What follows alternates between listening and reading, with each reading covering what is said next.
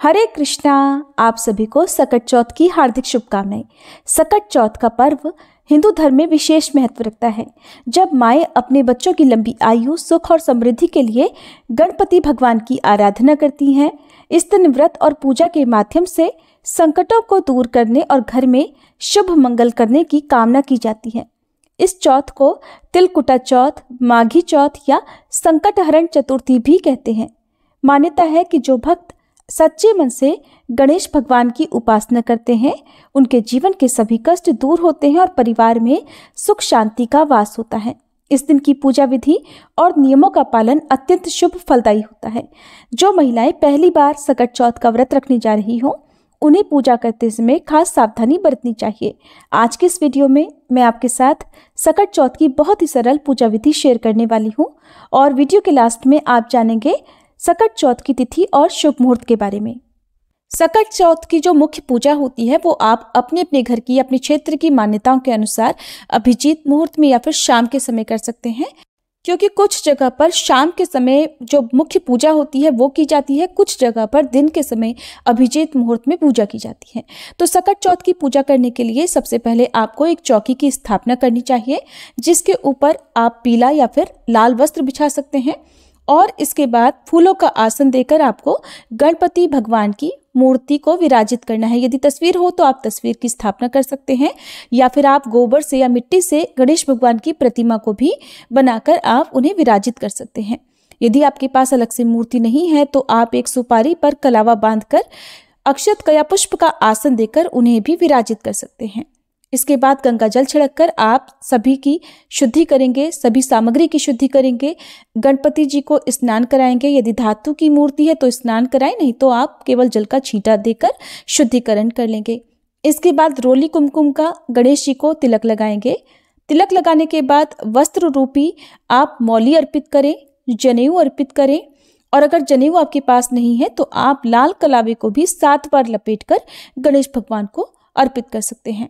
इसके बाद आप थोड़े से अक्षत का या पुष्प का आसन देकर एक दिया रखकर प्रज्वलित करेंगे।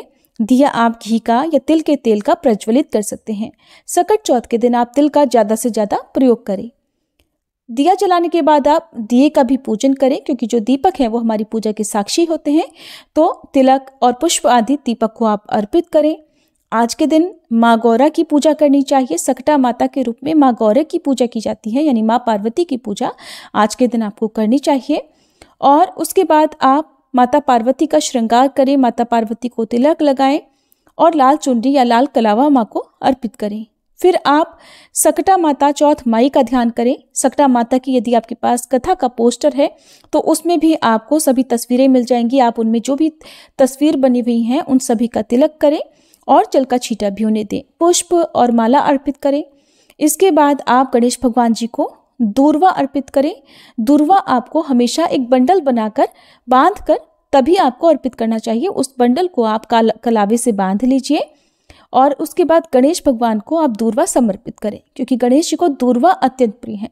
लाल गुड़हल का पुष्प हो तो लाल गुड़हल का पुष्प गणेश भगवान को अर्पित करें। इसके अलावा जो भी पुष्प आपको मिल जाए वो आप गणेश भगवान को और सकटा माता को अर्पित करें।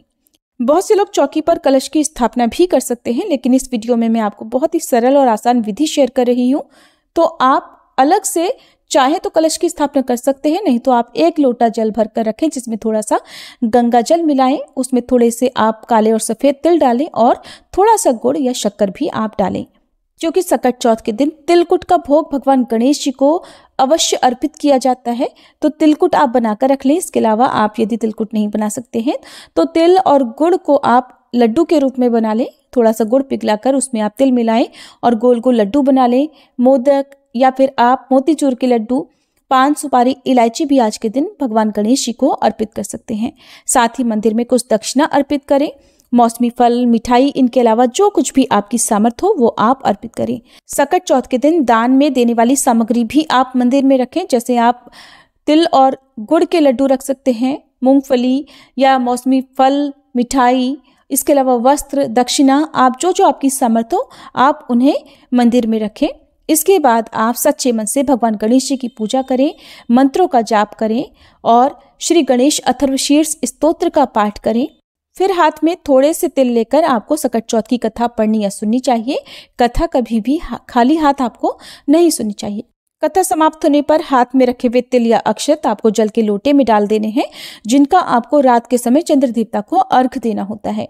कथा के बाद आप आरती करें, कपूर जलाकर आरती करें और उसके बाद आप सबसे अंत में गणेश भगवान जी को जो भी तिल को भोग या सात्विक भोजन आपने बनाया है उसका भोग आप भगवान गणेश जी को और सकटा माता को अर्पित करें और अपने द्वारा की गई पूजा को स्वीकार करने का आग्रह करने के साथ ही पूजा पाठ में हुई गलतियों के लिए क्षमा मांगे। ऐसा करने पर यदि कोई भूल चूक हो जाती है तो उसका दोष नहीं लगता है।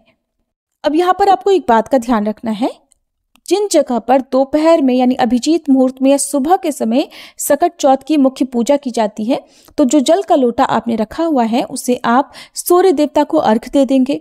जो लोग रात के समय या शाम के समय गोधूली बेला में सकट चौथ की मुख्य पूजा करते हैं, तो जो जल का लोटा जिसमें आपने काले तिल कथा सुनने के बाद डाले हैं उसका अर्घ चंद्र देवता को देना होता है।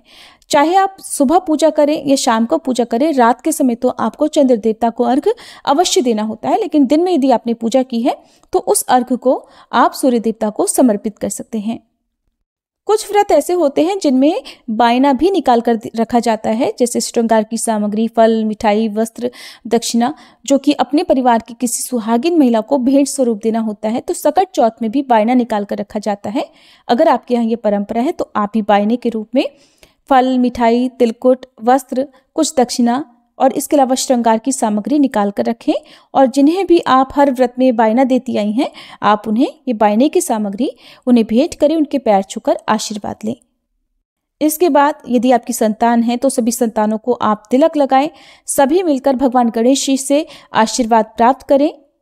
इस तरह से सकट चौथ की पूजा हो जाती है। जो भी पूजन सामग्री है, चौकी है, उसे अगले दिन ही हटाना चाहिए। सकट चौथ के व्रत में सुबह पूजा करने के बाद संकल्प लेकर आप व्रत प्रारंभ कर सकते हैं और जब मुख्य पूजा का आपके यहाँ पर समय होता है तो इसी विधान से पूजा करनी चाहिए। चंद्र देवता को अर्घ देते समय आपको कुछ बातों का ध्यान रखना है, जैसे अर्घ के छींटे आपके पैरों पर ना पड़े, जो जल के छींटे हैं वो पैरों पर ना पड़े। इसके लिए आप कोई खाली गमला, कोई खाली पात्र अर्घ देने वाली जगह पर रख सकते हैं। यदि आसमान में बादल हो, चंद्रमा ना दिखाई दे, कोहरा हो, तो आप भगवान शिव के मस्तक पर विराजमान अर्धचंद्र की पूजा कर सकते हैं या केवल पूर्व दिशा की ओर मुंह करके मानसिक रूप से चंद्र देवता का ध्यान करके भी अर्घ दे सकते हैं। भगवान गणेश जी की पूजा में आपको शमी के पत्ते भगवान गणेश जी को अर्पित करने चाहिए, लेकिन तुलसी के पत्ते पूजा में अर्पित नहीं करने चाहिए, क्योंकि तुलसी भगवान गणेश जी को अर्पित नहीं की जाती है और न ही केतकी के फूल गणेश भगवान को अर्पित किए जाते हैं। इनके अलावा आपको कुछ बातों का ध्यान रखना है, जैसे काले रंग के वस्त्र पहनकर पूजा करने से बचें और खाली जमीन पर बैठकर पूजा नहीं करनी चाहिए। हमेशा किसी ऊनी आसन पर बैठकर ही आपको पूजा करनी चाहिए। चौकी अलग से स्थापित जरूर करें, क्योंकि ये बहुत ही बड़ी पूजा होती है, साल भर में आने वाली सबसे बड़ी चौथ में से एक चौथ मानी जाती है, तो आप अलग से पूजा जरूर करें। जो लोग व्रत नहीं भी रख पाते हैं उन्हें भी इस दिन विधि विधान से गणेश भगवान का पूजन करना चाहिए। ये थी पूजा विधि की जानकारी। अब जानिए शुभ मुहूर्त के बारे में। इस बार माघ मास के कृष्ण पक्ष की चतुर्थी तिथि प्रारंभ होगी 17 जनवरी दिन शुक्रवार को सुबह 4:07 से और 18 जनवरी शनिवार को सुबह 5:30 बजे चतुर्थी तिथि समाप्त होगी। इसलिए इस बार संकष्टी चतुर्थी यानी सकट चौथ का व्रत 17 जनवरी शुक्रवार को रखा जाएगा। शुक्रवार के दिन सूर्योदय होगा सुबह 7:14 पर, सूर्यास्त शाम 5:59 पर। इस दिन ब्रह्म मुहूर्त सुबह 5:37 से 6:25 तक रहेगा। सौभाग्य और शोभन योग का निर्माण भी इस दिन हो रहा है, जो कि अपने आप में बहुत ही शुभ मुहूर्त है। और सौभाग्य योग इस दिन पूरा दिन रहने के बाद रात 12:57 तक रहेगा और बाद में शोभन योग प्रारंभ हो जाएगा। अमृत काल सुबह 10:11 से 11:53 तक रहेगा। राहु काल, जो कि अशुभ मुहूर्त माना जाता है, सुबह 10:30 से दोपहर 12 बजे तक रहेगा। इस दिन पूजा का सुबह का शुभ मुहूर्त सुबह 5:54 से 7:15 तक रहेगा। शाम की पूजा का मुहूर्त शाम 5:48 से 7:09 तक रहेगा। अभिजीत मुहूर्त दोपहर 12:15 से 12:58 तक रहेगा और चंद्रोदय होगा रात 9:18 पर। तो शाम की पूजा तो आप अपने समय पर कर सकते हैं, लेकिन चंद्र देवता को जो अर्घ दिया जाएगा वो इस समय के बाद से आप कभी भी अर्घ देकर व्रत खोल सकते हैं। वैसे तो इस व्रत को निर्जला और निराहार ही रखा जाता है, लेकिन जिनकी सामर्थ्य निर्जला निराहार रहने की ना हो वो इस व्रत को फल और दूध के साथ भी ग्रहण कर सकते हैं। व्रत का पारण करते समय मूंगफली, दूध, तिल और गुड़ के लड्डू या फिर शकरकंदी खाकर व्रत का पारण किया जाता है। इसके अलावा सकट चौथ के व्रत में नमक का त्याग करना चाहिए। यदि बहुत आवश्यकता हो तो सेंधा नमक से बने हुए व्यंजन जो कि सात्विक होने चाहिए, जो फलाहार होता है, वो आप ग्रहण कर सकते हैं। ये थी आज की वीडियो। उम्मीद है जानकारी आपको पसंद आई होगी।